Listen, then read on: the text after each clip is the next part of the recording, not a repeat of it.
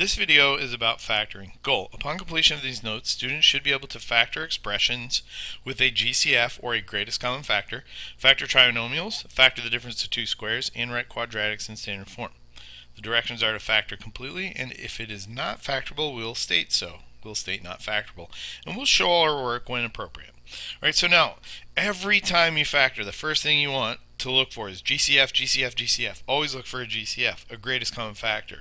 Or you're looking for a number or a variable that will divide into all terms. In this case, 3 will divide into 3, and it'll also divide into 9. So I know a 3 will come out of here. Alright, I'll factor the 3 out. I also see that I have an x squared and an x, so I have an x on each term, which means I know that x will go into itself and x squared. You always choose the variable with the lowest power when factoring a variable out as a GCF. And so I have an x squared and an x to the first, so x to the first comes out. So then I'm going to write parentheses, alright? And a lot of people can just do this kind of in your head. You're saying, what's the term that's going to go here? Well, 3x times x would give me 3x squared. So I'm kind of thinking backwards. And what times 3x would give me 9x? And that'd be a plus 3. Alright? And so that's the answer to that. Alright, now, another way to look at this is if we kind of start this part over, just to make sure we understand this, is I can take 3x squared, and really when you're factoring, you're doing the opposite of multiply, which you are dividing. And so 3x squared divided by 3x, 3 over 3 is 1, and x squared divided by x cancels to x. So same idea. And then we're really taking 9x divided by 3x. 9 divided by 3 is 3, and the x's cancel. And you get the same thing. So this part right here, you're not required to show this. But that's certainly a way to factor it. Alright, the second one. X squared plus 5x plus 6. Now here we have a trinomial, and that's because there's 3 terms. We want to notice we have a 1 in front, which makes it a little easier, and we do not have an x on the 6, which means I cannot factor out an x, and I do not have a GCF. Alright, so these factor always kind of the same way.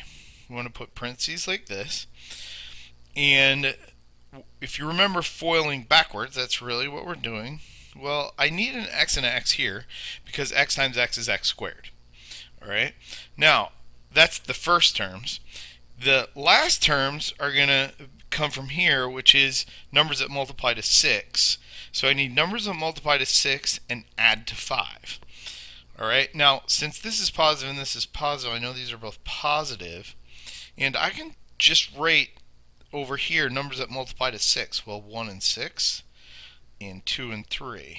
And so this is kind of the guess and check method, where now I need to see which one of these two add up to the middle, which is 5x. So 1 plus 6 is 7. Well, those aren't going to work, because 7 is not 5. 2 plus 3 is 5. And so I put 2 and 3 here, and that's my final answer. Now, whenever you're factoring, you can always really quick check to see if you got these right. So for instance, back here, 3x times x is 3x squared. 3x times 3 is 9x. That's good to go. Here, x times x is x squared plus 3x. So I can go ahead and write this down. This you're not required to write down either, but if I were to check this, first is x times x. So this is FOIL. The outside is x times 3, which would give me 3x. The inside, which would give me 2x when I multiply 2 times x. And the last, 2 times 3, is 6. And if I went ahead and simplified this, I would get the middle term to work.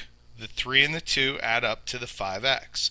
So that's why I'm looking for numbers that multiply to 6, and these two, those same numbers also had to add up to 5 to get the middle. Alright, so anytime you're done factoring, you should be able to check. So that part you're not required to do. I would just do it in your head real quick. Alright, now the next one. Now I have a trinomial again. The difference is here, though, is I have a 2 in front instead of a 1. Well, the nice thing is 2 goes into all of these because they're even. I don't have an x on the end, so I cannot factor out a GCF like I did in number 1 as an x. And so I can factor out the 2 though for sure. Now, 2x squared over 2 is x squared, plus 8x divided by that 2 is 4x. Negative 42 divided by that 2 is negative 21. And again, if I were to multiply this back through here, I would get the previous term, which means I haven't made a mistake. Now, we're going to factor this trinomial right here. So now I've got this to work on. All right? Oops, a little farther. Okay, so this is a trinomial. Very similar to number 2 now. Now, don't lose this 2 that's out front. That has to be there. It's incorrect if you don't have that. So I'm going to factor this very similarly to number 2. So I have x times x, which gives me the x squared. And now I need numbers that are multiplying to negative 21, but add to 4. And so out here, I know 1 times 21 is 21. And I know 3 times 7 is 21. All right. I need to figure out which way to make these add up to be a 4. However, because this is negative, one of these is going to be plus and one's going to be minus. And so really they're going to subtract or add, depending on how you look at it, to give a 4 in the middle. So if I put a negative on the 1 and add that to 21, I get 20. If I put a negative on the 21, negative 21 plus 1 is going to be negative 20. So these don't work. So I have to try the plus and the minus with both numbers. If I try a negative with this 3, negative 3 plus 7 is plus 4. So I know that works. So again, we're really guessing checking with these numbers, but there aren't a ton of choices. So here I know it's negative 3, and the 7 goes here. And again, you can go ahead and check this. I'm not going to speed things up, but if you FOIL that out, you will see that 7 times negative 3 will give you negative 21. 7 plus negative 3 will give a plus 4. Now I'll move down to number 4. This is a trinomial, but you notice it's kind of special because it has a negative in front. Well, anytime I have a negative in front, that's a GCF. I'm going to factor out a negative 1. And so negative x squared divided by a negative 1 gives me an x squared. 6x divided by negative 1 gives me a negative 6x. And negative 9 divided by negative 1 is plus 9. It just simply switches all the signs. Now, just like the 2 in number 3, I just have to keep this negative out front. So do not lose that negative. I'm going to factor this one. Just like any other regular trinomial with a 1 in front. So I need numbers that multiply to 9, or positive 9, and add to negative 6. And so I could try 1 and 9, and I can try 3 and 3, and I can go ahead and put my x's here. Now, notice this is a negative and this is a positive. Well, a positive times a positive would give me a positive, but also a negative times a negative gives me a positive. But I have to add these together to give a negative, so they both have to be negative. That's the only way that's going to work. And so negative 1 plus negative 9 is negative 10. Those don't work. Negative 3 plus negative 3? Well, that is negative 6, and that works. Now that these factors match, I can go ahead and write it like this, with a squared up there as one term. Alright, number 5. So here again, GCF, GCF, GCF. I'm going to factor out a 2. The 2 will come out. I don't have an x on this 2, but 2 divides into each term. So this is going to be x squared. 6x divided by 2 is 3x. 2 divided by 2 is 1. Now, I'm not going to write the numbers out here because the only thing I'm really looking for is numbers that multiply to 1. So I have to see if this 3 terms factors even more. Remember, we said factor completely. So you always try to keep factoring as much as you can. Alright, so numbers that multiply to 1 that add to 3, it's never going to happen. So this problem's done. Sometimes you're done there where you have just the trinomial. And we definitely do not write not factorable because clearly I factored something out. a 2. All right, number 6. Now you'll notice I'm back to something that has two terms. Number 1, we look for a GCF. Here I don't have a GCF. So we're going to look at this in a couple different ways. I'm going to rewrite this. There's no middle term like an x term, but I'm going to put 0x to represent it. Then I can factor this like I factor the normal trinomials we've done so far. So x and x. Now, I'm going to stop writing these numbers up here in the corner. You're welcome to keep writing them if you're struggling. But here I only have two choices, 1 times 4 or 2 times 2. But the interesting thing is here is because this is a negative, I need a plus and a minus. And because this is 0, this is kind of special. I need the numbers to multiply to 4 to match each other. So when I add them together, one positive, one negative, they cancel to give me 0. And the only way that works is, in this case, a 2 and a minus 2. Numbers that multiply to negative 4 and add to 0.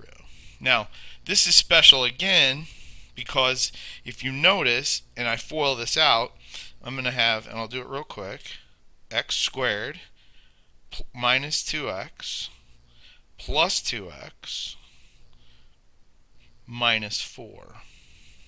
And this checks that these add up to 0, so these cancel, and that's what's special about this. Alright, so I'm going to erase that.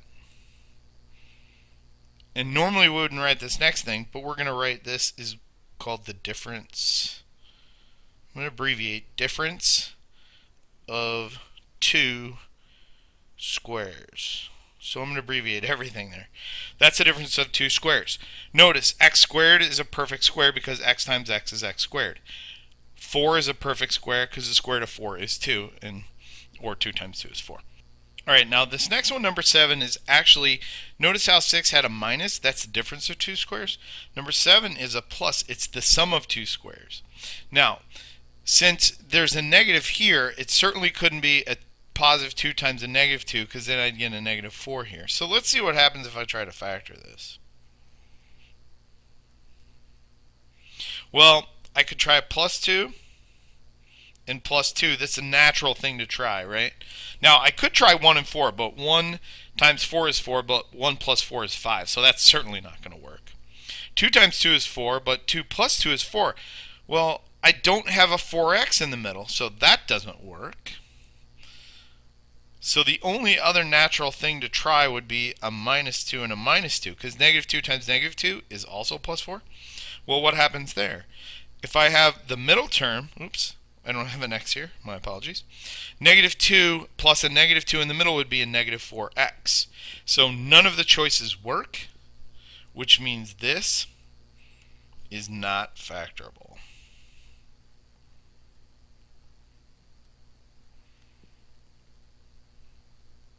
It's very tricky, but if you have the sum of 2 squares, it's not factorable.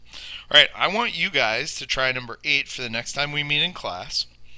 Alright, and also we will go over 9 with you. You can try it if you want, but we'll also go over that with you. Alright, let's skip down to number 10. This is write the quadratic function in intercept form.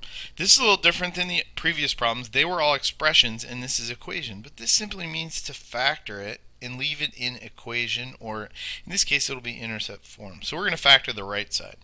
So we're going to leave the y equals, for sure that has to be there. And notice we'll have a GCF of a 4. When I divide that out, I'll have 4x squared over 4 will give me x squared. Negative 24x over 4 will give me negative 6x. And 20 over 4 will give me a plus 5. Then I want to continue to factor that. Well, let's see what happens. Y equals 4.